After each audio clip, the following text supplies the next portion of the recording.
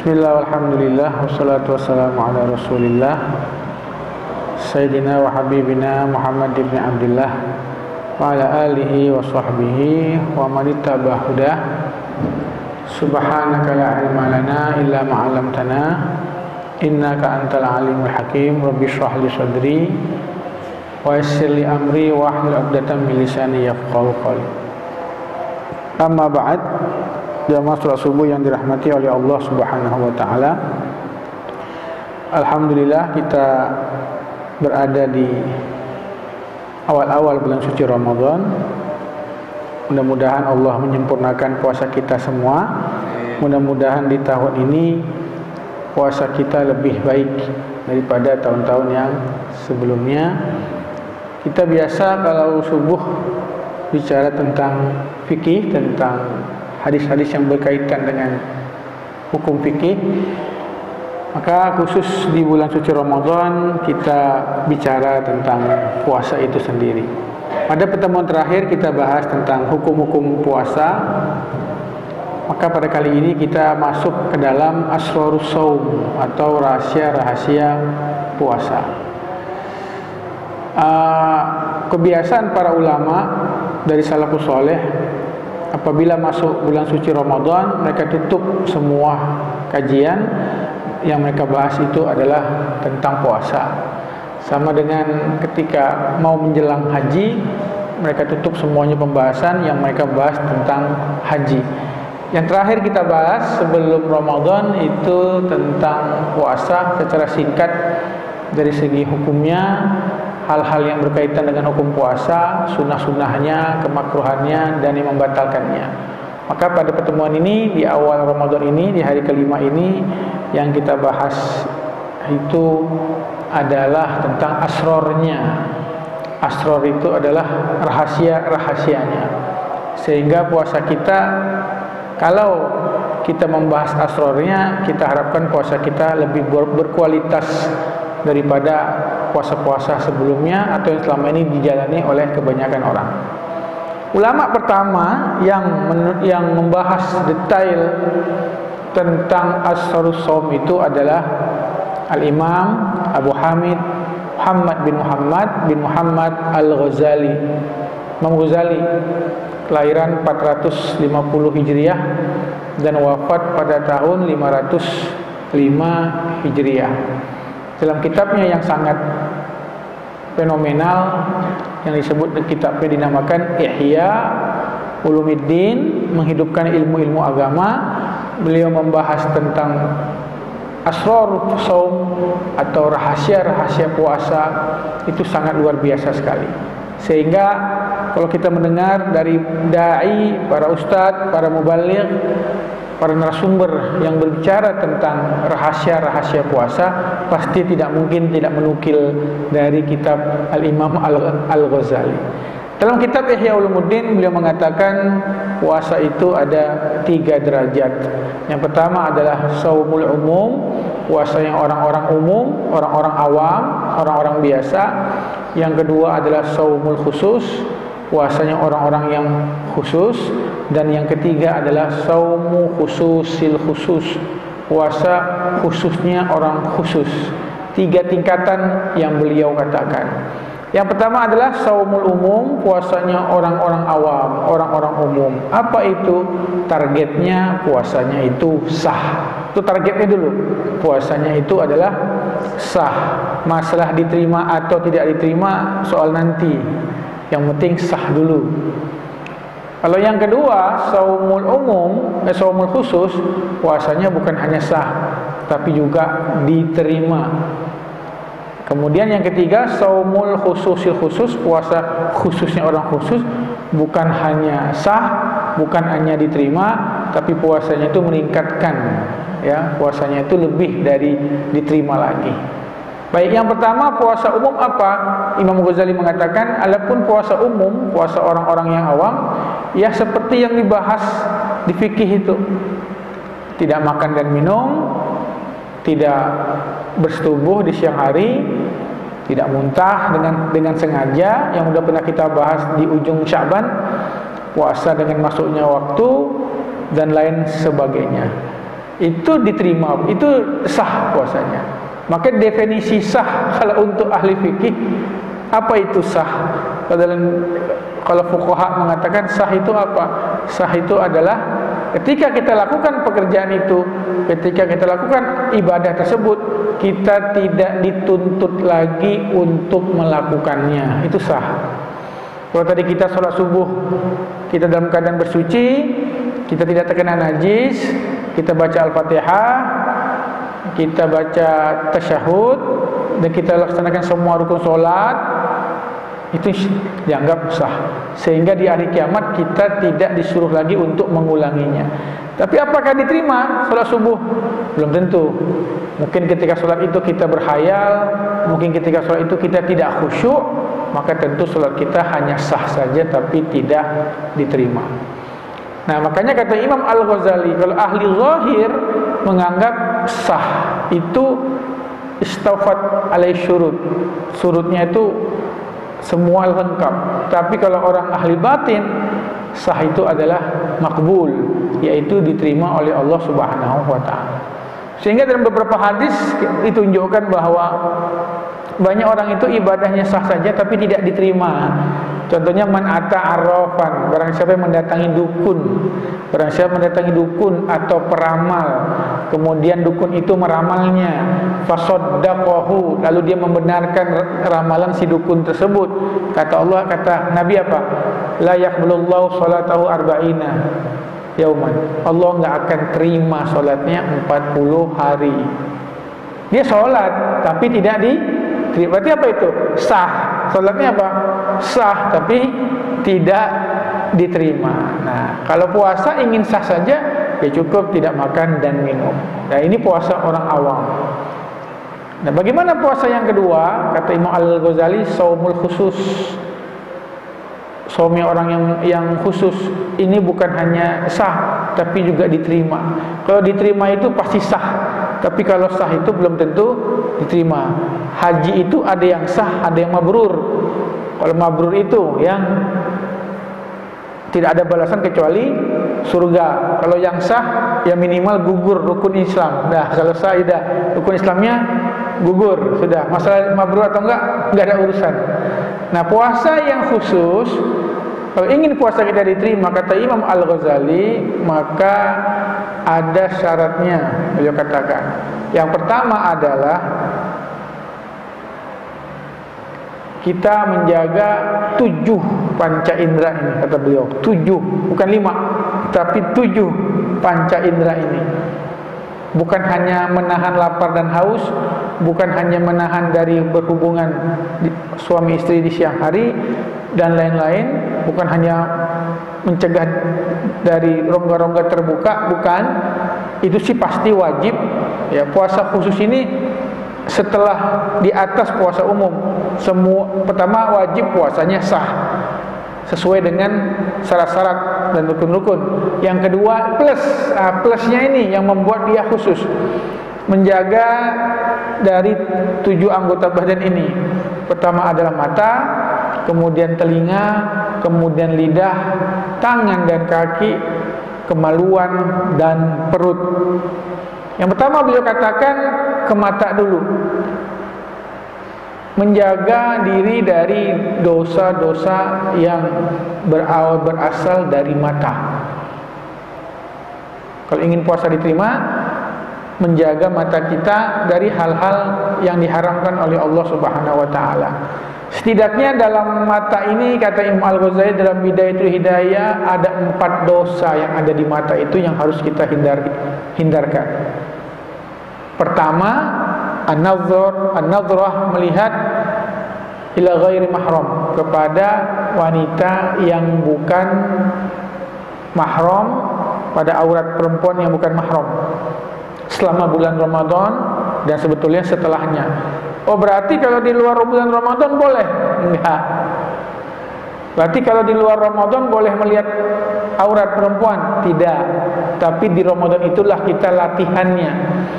Di bulan Ramadan itulah kita membiasakannya.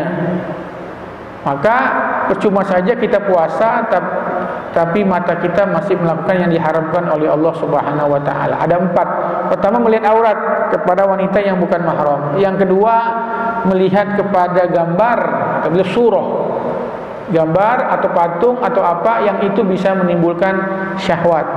Yang ketiga adalah pandangan menganggap remeh kepada manusia. Pandangan yang menganggap remeh kepada manusia.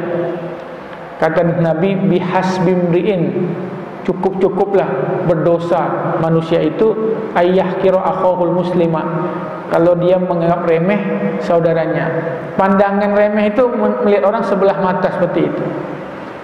Itu maksiat mata, kata Imam Al-Ghazali, dan itu kaliber kelas berat, kelas besar.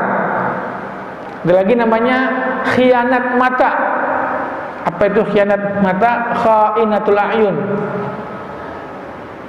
Dulu Nabi ketika Sulh Hudaybiyah lagi buat perjanjian, ya, Nabi yang nulis itu mantunya Sayyidina Ali bin Abi Thalib. Ada seorang kafir ini yang mulutnya itu kasar sama Nabi sallallahu alaihi wasallam, sehingga Umar itu kesal sekali. Terus Umar bilang, "Ya Rasulullah, kau kasih isyarat aja sama matamu." Bahasa sekarang tuh kode, Pak. Dikasih kode aja, langsung saya tebas itu langsung, kata Sayyidina Umar bin Khattab. Kata Nabi, "Tidak ya Umar, para nabi itu tidak mengenal yang namanya khianat mata." Nah, itu juga salah satunya. Yang maksiat berikutnya dari mata itu adalah at-tatallu ala aibin nas. Bahasa sekarang itu, Pak, kepo. Apa Pak kepo itu? Mau tahu urusan orang, mencari-cari kesalahan orang lain. Lihat, oh siapa itu dia? Oh ini kali orangnya. Oh seperti itu lihat. Oh, kita hidup bertetangga, tahu-tahu tetangga kita depan rumahnya malam-malam ada buka pintu. Siapa itu yang datang? Wah selingkuhannya tuh, selingkuhannya. Itu namanya tatollu ala aibin nas. Nah, kita kalau puasa masih kayak gitu, kata Imam Ghazali, mata kita, alamat puasa kita tidak diterima oleh Allah Subhanahu wa taala, karena yang dijaga saat puasa bukan hanya mulut makan tapi juga mata kita. Baik, yang kedua dari mata turunlah ke lidah, al-lisan. Kata Imam Ghazali, jaga lidah kita ketika bulan puasa. Lidah itu bukan hanya nggak boleh makan dan minum, bukan nggak boleh ngunyah mulut itu, tapi juga jangan melakukan maksiat lidah.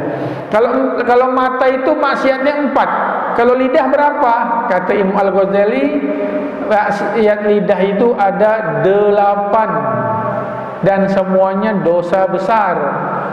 Apa yang pertama? Al-kadhib, yaitu berbohong. Jangan sampai kita berpuasa itu lalu kita berbohong, maka sia-sia puasa kita itu. Kata Nabi, man lam yada' qaulaz zur, barang siapa yang tidak meninggalkan ucapan yang kotor, ucapan yang bohong, kesaksian bohong, maka Allah tidak ada keperluan bagi Allah untuk menolak puasanya, untuk menolak lapar dan hausnya. Ini salah satu dosa yang menghilangkan pahala, dusta, dan itu termasuk dosa yang sangat besar. Walaupun ada beberapa pengecualian, bohong itu baik, bahkan wajib. Di antaranya untuk melindungi orang. Ada orang datang ke kita, "Pak, tolong Pak, saya mau dibunuh oleh si fulan." Terus kita bilang, "Sembunyi ke rumah saya." Terus ketika orang itu sembunyi di rumah kita, datang orang bawa pedang. "Mana si fulan? Lihat enggak?" Situ wajib kita bohong. Kita katakan tidak tahu. Kalau kita jujur, dosa itu. "Maaf, saya bulan puasa ini enggak boleh bohong. Ada tuh di rumah saya, dibunuh Pak." Kita berdosa itu. Atau berbohong itu demi mendamaikan dua orang yang berselisih. Kata Nabi, enggak apa-apa, bahkan bagus. Ini ada teman kita musuhan, kita hitung, wah ini udah 3 hari ini masih belum teguran ini. Ini dua-duanya, kata Nabi, kalau ada 2 muslim tidak teguran sampai 3 hari, mereka sedang berada di jurang neraka itu. Kalau meninggal langsung masuk ke neraka. Kita bohong, kita datang ke dia, kita bilang, bang, ada salam dari abang itu, padahal nggak ada salam. Terus kita bilang lagi, bang, salam dari abang itu. Akhirnya dua-duanya berdamai, padahal bohong, kita yang bohong. Itu boleh, karena mendamaikan dua yang berselisih. Atau ada bohong itu untuk kemaslahatan, walaupun itu berkaitan dengan fatwa.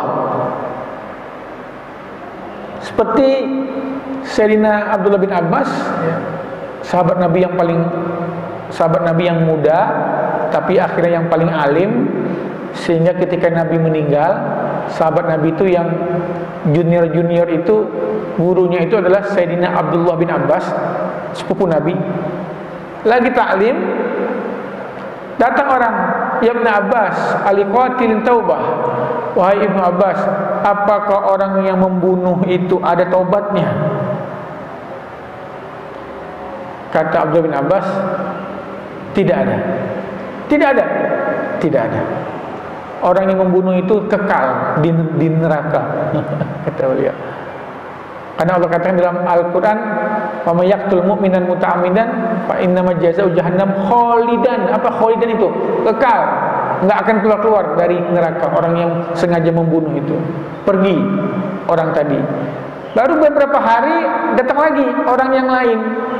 Dia tanya, "Ya Ibn Abbas, wahai Ibnu Abbas, apakah orang yang membunuh itu ada taubatnya?" Kata Abdullah bin Abbas, "Ada. Allah mengampuni semua dosa kecuali syirik." Muridnya bingung. "Wahai guru, beberapa hari lalu ada yang tanya, orang yang membunuh itu ada taubatnya tidak? Kau bilang tidak ada.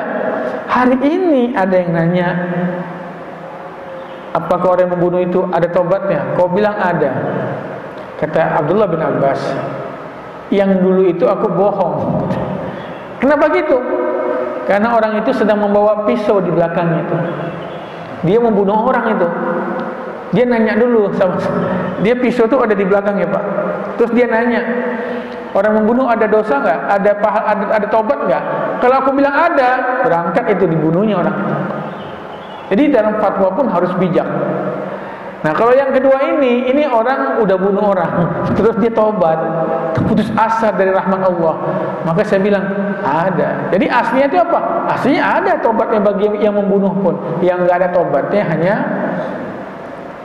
orang yang musyrik. Baik, tapi di Al-Quran tuh orang yang membunuh sebutnya khalidan.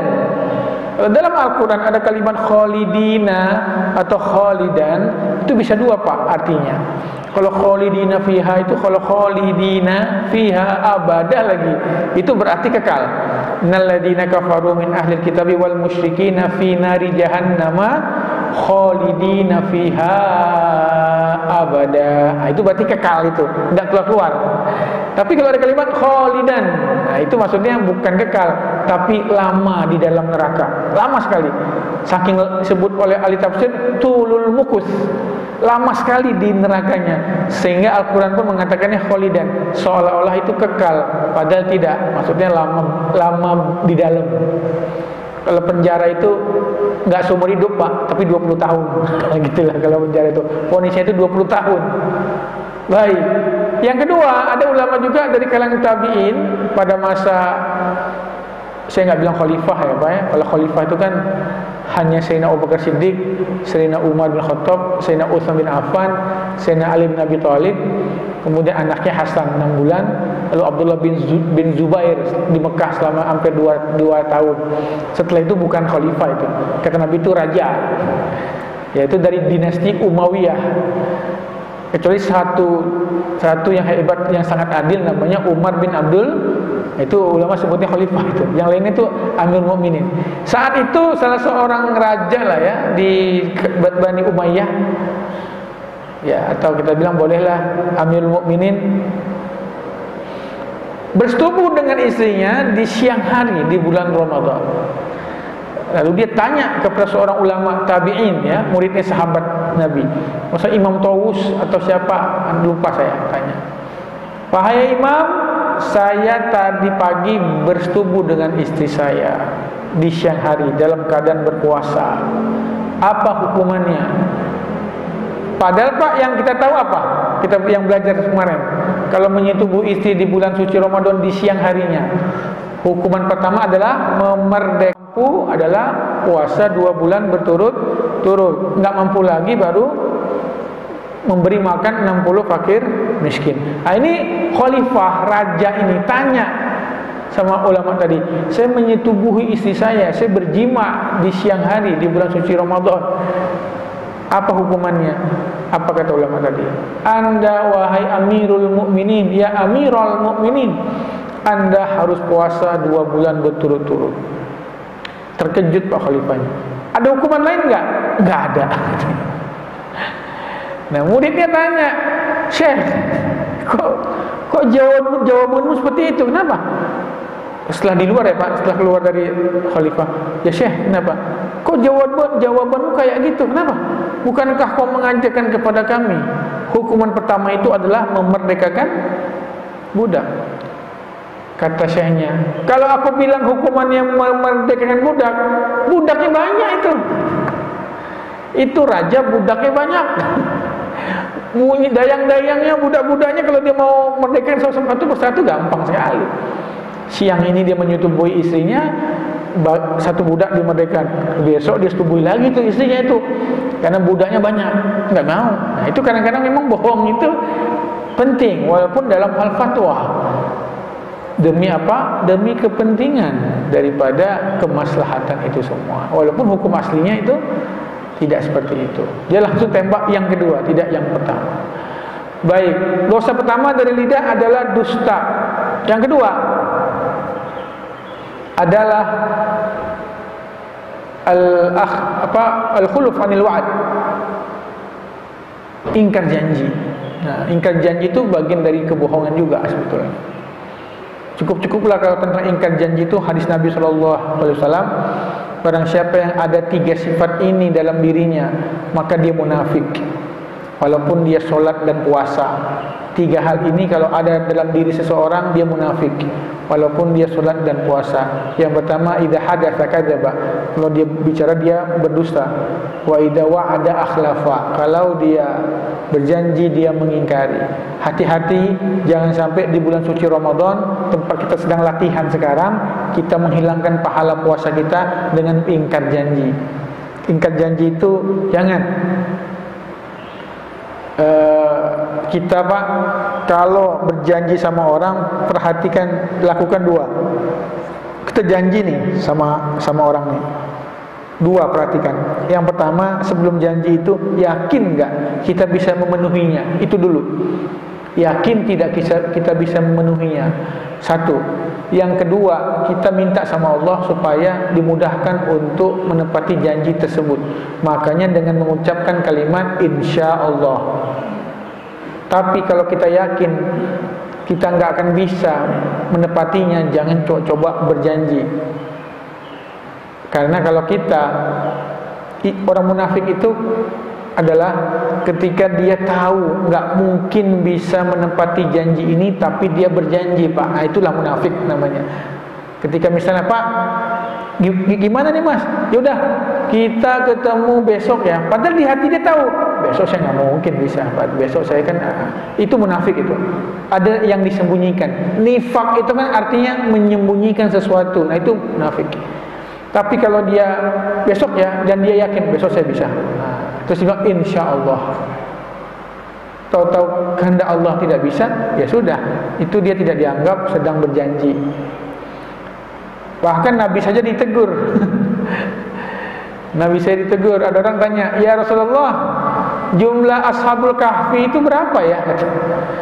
Di Al-Quran kan bukankah ada para pendakwah yang Allah buat tidur di sebuah dalam gua selama 300 tahun. Selama 300 tahun. Berapa orang jumlah pendakwah itu? Kata Nabi, ya ntar, besok ya. Pikir Nabi ini kan ada pertanyaan. Biasanya kalau ada pertanyaan, yas'alunaka pasti ada jawaban. Pikir Nabi, ternyata Jibril nggak turun. Mana Jibril nggak turun-turun? Berapa jumlah ashabul kahfi?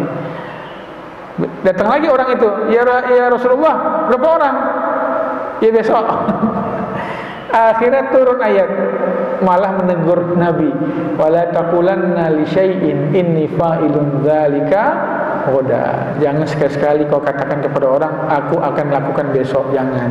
Illa insyaallah, kecuali kau mengucapkan insyaallah. Insyaallah ini Pak kalimat benar, bukan bercanda, bukan asal nyebut, bukan main-main. Jangan juga berdosa kita kalau kita bilang insyaallah itu tapi kita memang tidak menghendakinya, dosa Pak. Misalnya kita ditelepon, Assalamualaikum Pak. Ya, Waalaikumsalam Pak, bisa nggak hadir besok? Insyaallah Pak, insyaallah saya datang. Ya, oke, Assalamualaikum. Ngapain datang? Nah, itu dosa Pak. Nah, itu sudah dosa. Karena insyaallah ini kalimat lafaz doa. Insyaallah, jika Allah mengkehendaki. Itu kita ngomong kayak gitu. Hindari dari insyaallah yang basa-basi itu. Itu yang tidak dibolehkan. Makanya al-wa'du dainun, janji itu adalah hutang. Maka hati-hati jangan sampai kita berjanji. Kalau orang Konghucu tuh nabinya itu punya pepatah, sekali engkau berjanji maka 70 kuda tidak bisa menariknya kembali. Itu seperti itu. Saking kita untuk hati-hati jangan berjanji. Itu janji kita dengan manusia Pak. Apalagi janji kita sama Allah, jangan. Apa itu janji kita sama Allah? Ini orang yang kata Nabi suka mengobral nazar. Kata Nabi, jangan kalian beli takdir Allah dengan nazar. Apa nih? Orang ngobrol nazar. Dikit-dikit nazar, dikit-dikit nazar. Nazar bagus, boleh. Nazar itu sunnah, bahkan sunnah hukumnya. Tapi ingat, menjalankan nazar itu hukumnya adalah wajib. Jangan main-main dengan nazar itu. Anak kita pengen menikah, lalu kita tentukan acara pernikahannya, tahu-tahu musim hujan Pak. Wah, hujan. Besok anak kita nikah nih. Ini hujan deras. Lalu kita bernazar, ya Allah, kalau besok nggak hujan, saya bernazar. Boleh nggak? Boleh, itu bagus. Tapi jangan terlalu sering. Dan jangan bernazar kalau kira-kira itu kita nggak mampu melaksanakannya. Karena itu janji kita sama Allah. Ya Allah, kalau besok tidak hujan, saya akan memberi makan 20 anak yatim. Nah, itu bagus. Dan kita mampu. Jangan nazar itu, ya Allah, jangan hujan ya Allah. Kalau nggak hujan saya akan baca Yasin ya Allah 80 kali berturut-turut. Jangan, mampu. Akhirnya begitu besok nggak hujan, dia baca Yasin 3 kali udah capek. Capek. Jangan terlalu semangat. Kalau kita mau nazar, perhatikan Pak, yang kita nazarkan itu bisa nggak kita laksanakan. Ingat, kata ulama, kalau kau hendak berjanji, lihat dengan siapa kau berjanji. Lihat dengan siapa kau berjanji itu. Yang kedua, bisa nggak kau tepati itu. Jadi kalau janji sama manusia aja hati-hati kita, apalagi janji kepada Allah dengan nazar itu. Carilah nazar itu yang gampang Pak. Ya Allah, kalau saya diterima masuk pekerjaan ini, saya akan sedekah 1 karung beras. Yang kita mampu aja. Jangan sampai semangatnya, ya Allah, kalau dulu sini, kalau saya diterima ini setengah gaji saya buat rakyat misalnya. Tahu-tahu, waduh, gak cukup ya setengah ini. Akhirnya apa? Nazar itu di atas kepala kita sampai kita mati Pak. Jangan sampai kita mau berjanji. Baik, itu masih lidah ya Pak. Apa namanya tadi? Bohong, janji. Yang ketiga masih maksiat lidah. Itu adalah ghibah.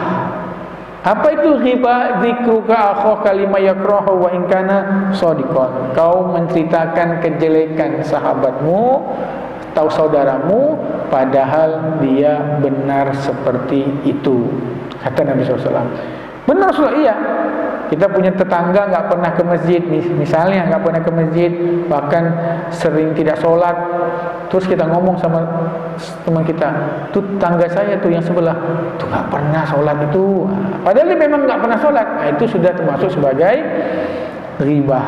Kalau seperti itu, maka puasa kita memang sah, tapi seolah-olah kita itu puasanya adalah batal. Dalam Ihya, dengan hadis yang tidak terlalu kuat, ya dhaif sanadnya, Nabi memanggil 2 budak yang sedang nongkrong di warung, di pasar. Kata Nabi, panggil 2 orang itu, sini, suruh sini, datang ke menghadap Nabi SAW. sama Nabi dikasih ember. Terus kata Nabi, muntahkan daging busuk yang baru kalian makan tadi. Ya Rasulullah, kita nggak ada makan, kita puasa ini sekarang. Enggak, kau baru makan, muntahkan. Loh, makan apa kita nggak ada? Muntahkan, kata Nabi SAW. Akhirnya dia mual, terus memuntahkan, keluar daging yang sangat hitam busuk sehingga sahabat kebauan. Dia pun tanya, daging apa ini ya Rasulullah? Kata Nabi, ini daging saudaramu yang kau gibahi. Bukankah Allah berkata dalam Al-Quran, wala yaghtab ba'dukum ba'dha ayuhibbu ahadukum ayyakula lahma akhihi maitan fakarihtumu. Jangan kalian saling menggibah. Apakah kalian ingin memakan daging busuk saudaranya? Ini daging busuk yang kau makan tadi. Kata Nabi SAW, kau hakikatnya kau puasa, tapi batinnya kau sedang berbuka puasa dengan memakan daging busuk saudaramu. Itu ghibah yang harus kita hindari. Nah, bagi kita Pak, yang diajak ghibah ketika bulan suci Ramadan, maka menolaklah dari ghibah tersebut. Nabi katakan, puasa itu adalah bukan hanya sekedar menahan lapar dan haus, tapi juga menahan diri. Apabila, kata Nabi, apabila kalian dicaci dan kalian diajak untuk berkelahi, ucapkanlah, kata Nabi, Allahumma inni shaim. Ya Allah, sesungguhnya aku berpuasa.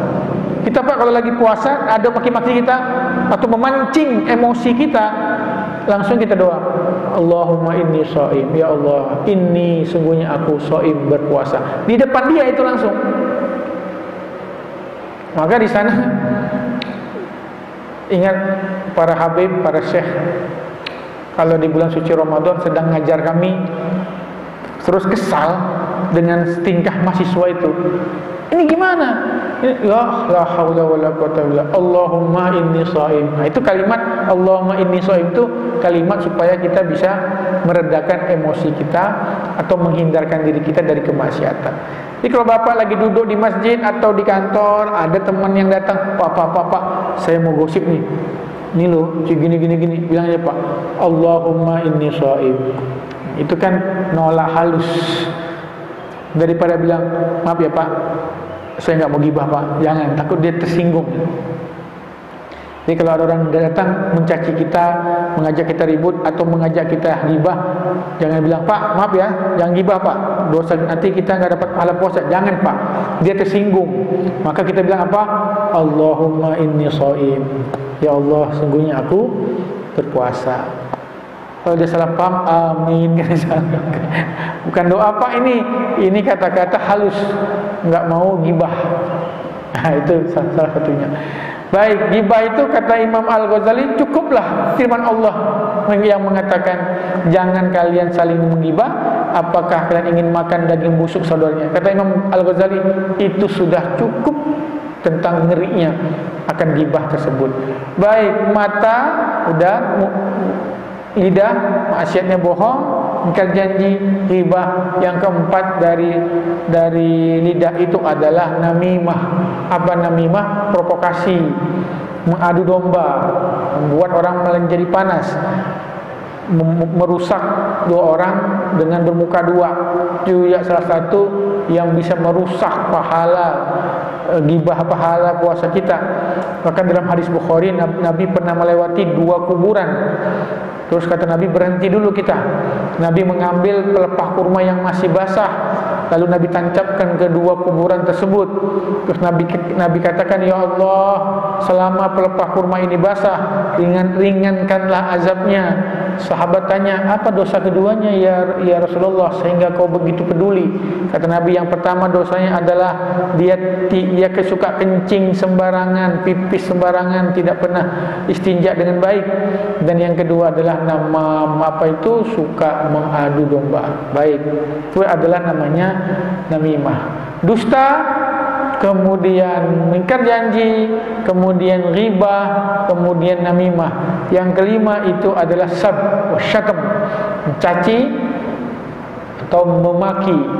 Kata Nabi, al-muslimu sibabuhu kufur, sibabuhu fusuq wa qitalu kufur. Mencaci itu hukumnya fasik. Fasik itu merusak agama, dosa besar. memaki seorang muslim itu, kata Nabi SAW, adalah sebuah kefasikan. Nah, itu yang harus itu kita hindari dari maksiat mulut ini. Di antara adalah asab wasyatum, mencaci maki atau mengejek, ya. Berikutnya mengejek. Allah katakan, ya ayuhan nas la yaskhar qaumun biqaumin. Itu juga mengejek. Sama di Al-Qur'an, wailul likulli humazatil lumazah. Nah, humazatil lumazah itu mengejek dengan lidah dan mengejek dengan isyarat. Nah, itu juga hal-hal yang diharamkan, yang bisa kalau kita lakukan itu bisa membuat kita membatalkan puasa kita. Berikutnya syahadatuz zur, yaitu kesaksian palsu. Kita dalam suatu peradilan diminta datang, kita memberikan kesaksian, padahal kesaksian kita itu adalah bohong, itu juga bisa merusak. Kemudian bersumpah atas nama Allah tapi bohong dalam sumpahnya, atau melanggar sumpahnya, itu juga hal-hal termasuk daripada maksiat mata, maksiat lidah. Baik, dari mata lalu ke mulut, lalu ke telinga. Apa telinga itu? Telinga itu adalah mendengarkan semua maksiat lidah. Semua maksiat lidah itu bohong, dusta, cacian, maka mendengarkannya itu haram. Ustaz, saya tidak gibah tapi saya dengerin. Sama. Kata Nabi, al-mughtab wal mustami' syarikani fil itsm. Orang yang mendengar dan bergibah berkongsi dalam dosa. Sebab kalau nggak ada yang dengar, nggak ada itu ghibah. Sama Pak, kebohongan itu kalau nggak ada yang dengar, nggak ada kebohongan itu. Isu-isu, hoax, itu kalau nggak ada yang share, kalau nggak ada yang share, nggak ada yang mendengarkan, itu nggak ada. Tapi karena banyak yang mendengarkan kebohongan itu, banyak yang nonton lagi kebohongan itu, maka dia menjadi terus ada. Makanya setiap maksiat lidah, maka mendengarkannya haram bagi telinga kita. Ada cacian maki Pak, kita lagi duduk, ada orang mencaci maki, mulut itu kotor, pergi Pak, jangan didengarin. Ada suatu kumpulan sedang bergibah, sedang membicarakan sesuatu yang nggak ada faedahnya, tinggalkan. Kita lihat, kita lagi duduk baca Al-Quran, ada orang sini sedang membicarakan masalah yang dunia, yang gak ada faedahnya, pergi, tinggalkan. Karena mendengarkan itu saja hukumnya adalah haram. Apalagi mendengarkan ghibah. Apalagi di Al-Quran sebutnya sama'una lil kadhib. Orang-orang Yahudi itu suka mendengarkan dusta.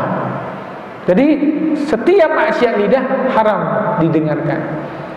Sehingga pernah Nabi dan Sayyidina Abu Bakar Siddiq lagi duduk, terus datang orang mencaci maki Sayyidina Abu Bakar Siddiq.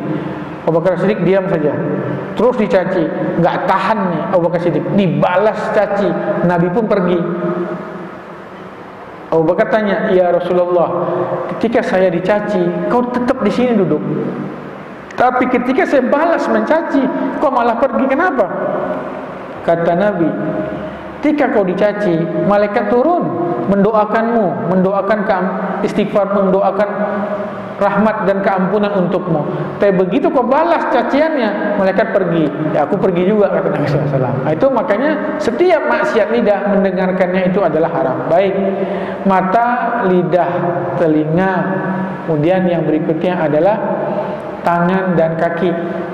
Nah, tangan dan kaki ini jangan kita melangkah pada hal-hal yang diberikan oleh Allah, yang diharamkan oleh Allah Subhanahu wa taala. Imam Ghazali mengatakan, ingat, fa inna ma asaita bi jawarihika wa hiya amanatun, kata beliau. Ingat, ketika kau bermaksiat dengan anggota badan yang diberikan oleh Allah Subhanahu wa taala. Ketika kita bermaksiat, kita menggunakan nikmat yang Allah berikan. Ketika kita maksiat mata, ingat mata itu pemberian Allah. Ketika kita bermaksiat dengan mulut kita, lidah kita, ingat itu pemberian Allah. Berarti ketika maksiat, kau menggunakan maksiat dengan nikmat Allah. Ibaratnya gini Pak, orang kita kasih uang, lalu dengan uang itu dia gunakan untuk mencelakai kita. Itu kan sangat kurang ajar. Ibaratnya gini Pak, orang kita kasih tongkat, ini ya tongkat, tapi dengan tongkat itu dia mukul kita. Nah itu gimana? Kita diberi Allah anggota badan, tapi dengan anggota badan itu kita melawan Allah. Nah itu kan kacau. Kata Imam Ghazali seperti itu. Maka kata ulama sufi, kalau ingin maksiat jangan pakai ciptaan Allah. Ya nggak bisa Pak. Gimana kita maksiat? Semua ini milik kita. Semua ini milik Allah. Kita hanya memakainya saja. Jangan pakai pada kemaksiatan. Maka kata beliau, cukuplah ghayatul kufran. Cukuplah kufur nikmat terbesar itu adalah ketika orang menelan dia. Kalau kita tanya apa itu kufur nikmat? Kufur nikmat itu bukan hanya tidak mengucapkan alhamdulillah. Kufur nikmat itu bukan hanya ngomel ketika dapat rezeki yang sedikit. Tapi kufur nikmat yang paling besar itu adalah dia gunakan anggota badannya untuk melawan Allah, untuk bermaksiat kepada Allah. Itu kufur nikmat terbesar, karena dia maksiat dengan nikmat Allah Subhanahu wa taala. Itu kata beliau Imam Al-Ghazali. Baik. Tangan dan kaki gunakan, jangan memukul, jangan menendang, jangan pergi ke tempat-tempat yang diharamkan oleh Allah Subhanahu wa taala. Kemudian al-farj, apa itu? Kemaluan. Jangan digunakan untuk berzina, jangan digunakan untuk menimbulkan laknat.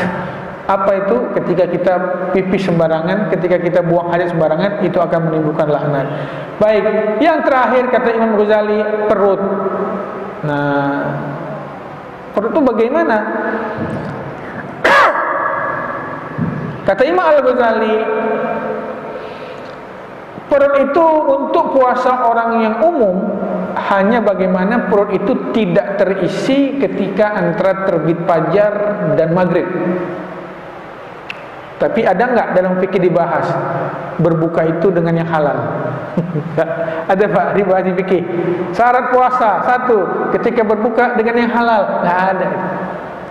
Nah kata beliau, orang yang berpuasa tapi ketika berbuka makan yang haram, buka puasanya itu dengan yang haram, itu bagaikan orang membangun satu rumah tapi dia menghancurkan satu desa. Itu kata Imam Al-Ghazali. Dia puasanya itu membangun rumah, tapi berbuka dengan yang haram itu menghancurkan satu rumah, satu desa. Ada pahalanya? Ya, bukan lagi pahala, dosa besar. Maka dari itu kata beliau, kalau kau mampu menahan lapar dan haus dari terbit fajar sampai tenggelam matahari, maka ketika berbuka pastikan yang kau makan itu, yang kau masukkan ke perutmu yang suci itu sesuatu juga yang halal, bukan sesuatu yang sifatnya haram. Itu yang beliau katakan. Yang kedua, jangan kau terlalu memenuhi perut itu, kata beliau. Karena orang yang makan saat berbuka puasa yang dengan sangat banyak sampai kekenyangan yang sangat, itu menunjukkan dia tidak bisa merasakan hikmah puasa. Jadi gini Pak, kata Luqman Al-Hakim, mestinya dari rasa lapar itu kita mendapatkan suatu hikmah, suatu pelajaran. Sehingga ketika Luqman menasihati anaknya, "Nak, kalau kau ingin pintar, ingin brilian, ingin dapat hikmah, ingin bertafakur yang cepat, alaika bil ju', kau lapar-laparlah. Karena dari lapar itu otakmu akan baik, kau akan merenung, kau akan membuat inspirasi yang banyak." Tapi Pak, kalau lapar itu menimbulkan dendam, nah itu ada apa itu? Lapar sekali ini, aduh, kenapa sih ada puasa gitu kan Pak? Aduh, berat benar puasa nih gitu kan. Begitu berbuka puasa, sikat Pak, es campur, pisang goreng, bakwan, sikat rendang. Wah, itu namanya lapar melahirkan dendam. Itu jangan, kata Imam Ghazali. Kalau lapar melahirkan dendam, berarti Anda nggak dapat apa-apa dari lapar itu. Ya, selalu Pak kita lihat beberapa meditasi yang sekarang yoga segala macam itu selalu diantara adalah kalau ingin mendapat inspirasi itu kita apa? Lapar itu. Mohon maaf lagi. Seharusnya orang yang maaf sekali, orang yang kehidupannya terbatas ya, yang rezekinya itu adalah terbatas. Dalam kategori miskin lah atau fakir lah. Itu harus hatinya lebih lembut itu. Hatinya harus lebih lembut, perilakunya harus lebih lembut. Tapi kita mendapati beberapa kasus justru orang-orang yang miskin itu bukan malah membuat hatinya lembut, tapi membuat hatinya itu kayak dendam. Dia mencuri ketika dalam keadaan tidak bisa makan, lalu dia bisa ada iri, bisa hasut. Nah, itu ada apa dengan laparnya itu? Ada apa dengan laparnya? Kalau orang hidupnya bersahaja, sederhana, atau miskin, makan cuma sehari sekali, harusnya itu hatinya malah lembut, ingat dengan Allah lebih kuat. Tetapi kenapa sekarang orang-orang yang tidak mampu itu malah kok iri sama orang yang mampu, bahkan merampok, bahkan mencuri? Itu karena tidak bisa mengambil pelajaran dari rasa laparnya tadi, atau dia melihat ketidakadilan di dalam kehidupan. Nah, Nabi itu dikasih dua pilihan sama Allah. Aisyah mengatakan, Muhammad, kau ingin kaya apa miskin? Itu aja, dikasih dua. Kau ingin ku beri seperti Sulaiman? Siapa pak enggak ingin seperti Nabi Sulaiman? Ku beri seperti Yusuf. Siapa enggak ingin seperti Nabi Yusuf? Kaya, jangan kaya lagi, raja. Udah Nabi, raja lagi. Udah raja, yang tunduk jin, binatang, semua tunduk. Angin jadi pesawat bagi mereka. Kurang apa tuh? Tapi ketika Allah nawarkan kepada Nabi Muhammad, tidak. Allah maja'na fi zumratil masakin. Allah kumpulkan aku dengan orang-orang miskin. Kenapa? Karena Nabi ingin ajarkan dari rasa lapar itu biasanya menunjukkan kita itu lebih tawadhu, lebih rendah hati, dan mencari hikmah. Sehingga nggak heran pak, kita puasa udah berapa hari nih pak? Sama hari ini 5 ya. Berapa hari? Dari tanggal 23 dari hari Kamis, Jumat, Sabtu, 4 hari. 4 hari aja puasa, baru 4 hari. Gimana kita rasakan? Ketika kita lapar di siang hari itu merenung, oh begini ya kalau susah hidup ya, makan itu susah. Kita baru setahun cuma 30 hari. Nabi Muhammad SAW, kata Aisyah, wallahi, sumpah Aisyah itu, ketika dia berkata kepada Urwah ini siapa? Urwah bin Zubair, keponakannya.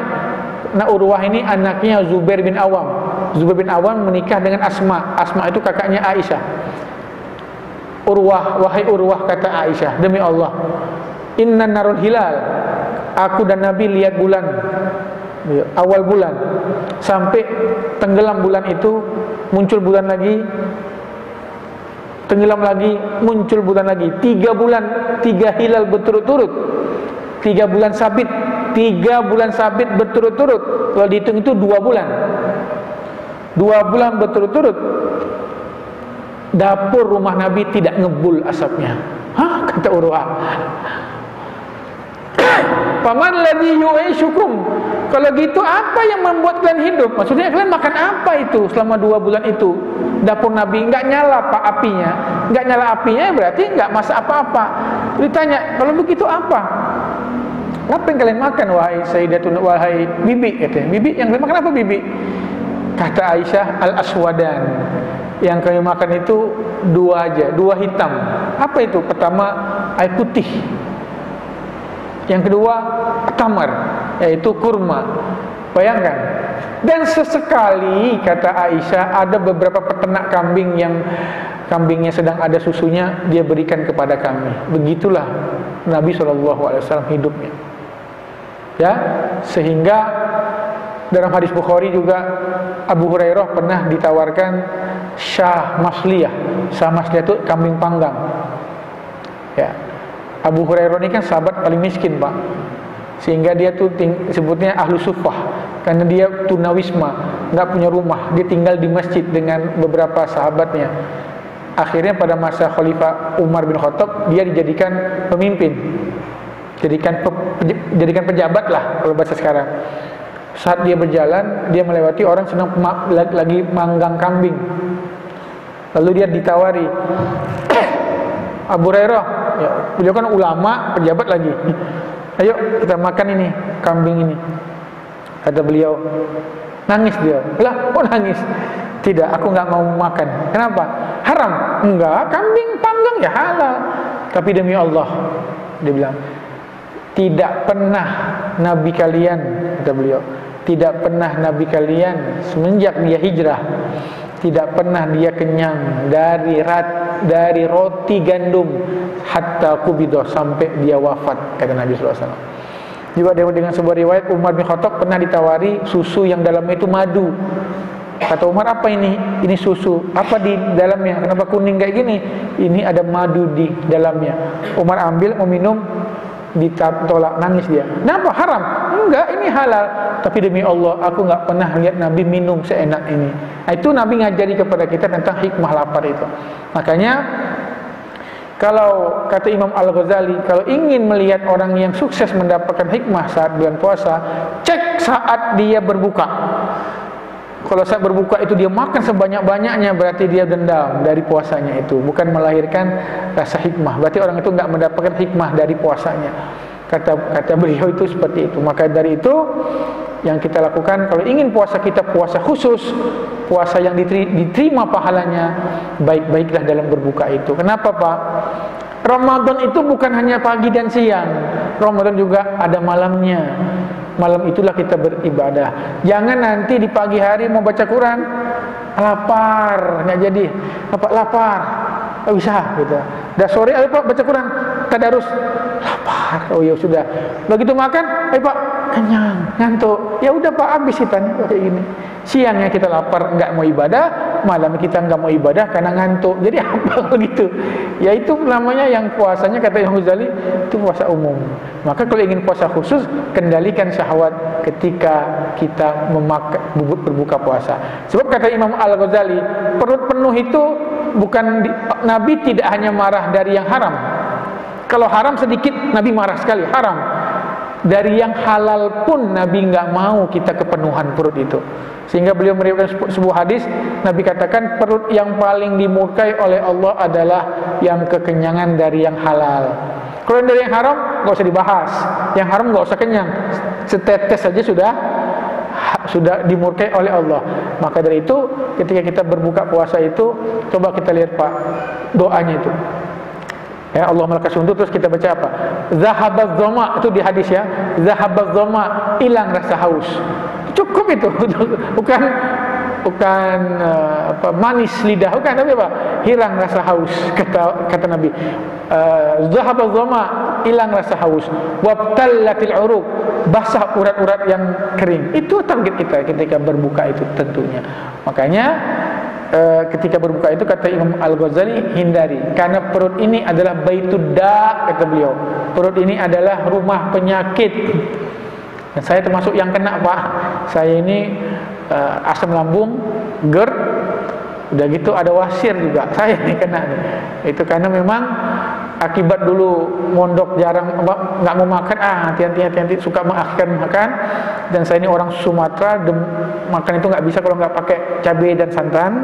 Akhirnya udah umur segini, baru umur 44 ini, saya udah kena asam lambung Pak. Saya kalau makan terlambat 1 jam aja itu langsung melilit luar biasa. Baru saya ingat, benar ini memang rumahnya penyakit seperti itu kan, dan saya banyak duduk lagi segala macam, itu seperti itu. Maka kata Imam Al-Ghazali, jagalah perut kita dari hal-hal baik. Itulah yang disebut puasa khusus. Kalau kita bisa melakukan itu, jaga lidah, jaga pandangan, insya Allah. Nah yang ketiga, ini nggak mungkin. Ini paling tinggi nih kedudukan ini paling tinggi. Di atas ini lagi, kata Imam Al-Ghazali, ini nggak mungkin kecuali para nabi. Apa itu? Puasa saum khususil khusus, ulangan khawasul khawas. Apa itu? Puasa the best of the best lagi, terbaik dari yang terbaik, yang khusus dari yang khusus. Apa itu? Bukan hanya menjaga mata, bukan hanya menjaga diri dari ghibah, bukan hanya menjaga lisan, tapi juga menjaga hati. Ini susah. Menjaga hati itu bagaimana hati kita tidak ada sedikit pun berpaling dari Allah, tidak ada selain berniat selain Allah, dan itu tentunya susah. Sehingga ketika turun ayat in tubdu ma fi anfusikum aw tukhfuhu yuhasibkum bihillah, kata Allah dalam Al-Quran di akhir surat Al-Baqarah, wahai manusia, apa-apa yang kalian sembunyikan di hati kalian dan apa-apa yang kalian tampakkan, itu Allah akan menghisap. Maka sahabat semua nangis Pak. Ya Rasulullah, kalau yang ada di hati kita pun dihisap oleh Allah, habis kita ini, neraka semua kita ini. Maka akhirnya turun ayat, la yukallifullahu nafsan illa usaha. Allah nggak akan membebani seseorang kecuali Allah memberikan kemudahan. Makanya yang terlintas di hati kita itu belum dosa. Walaupun itu bisa syirik Pak, tapi itu belum dosa itu. Tapi kalau itu berwujud perbuatan, baru sama Allah itu dihisab. Di hati kita ada keragu sama Allah, benar nggak sih ini? Ya, ragu sama rezeki Pak. Allah ngasih rezeki ngasih, itu sudah hati-hati Pak. Lalu kita ucapkan, saya nggak yakin sama Allah, udah habis, murtad langsung keluar itu. Nah, hati kita hasud, enak benar. Hati kita ngomong, enak benar tetangga saya ini, ya Allah, enak benar hidupnya ini. Aduh, mudah-mudahan dia hancur nih, mudah-mudahan dia rusak, mudah-mudahan rezekinya. Tapi masih dalam hati, belum. Itu sama Allah belum dihisab.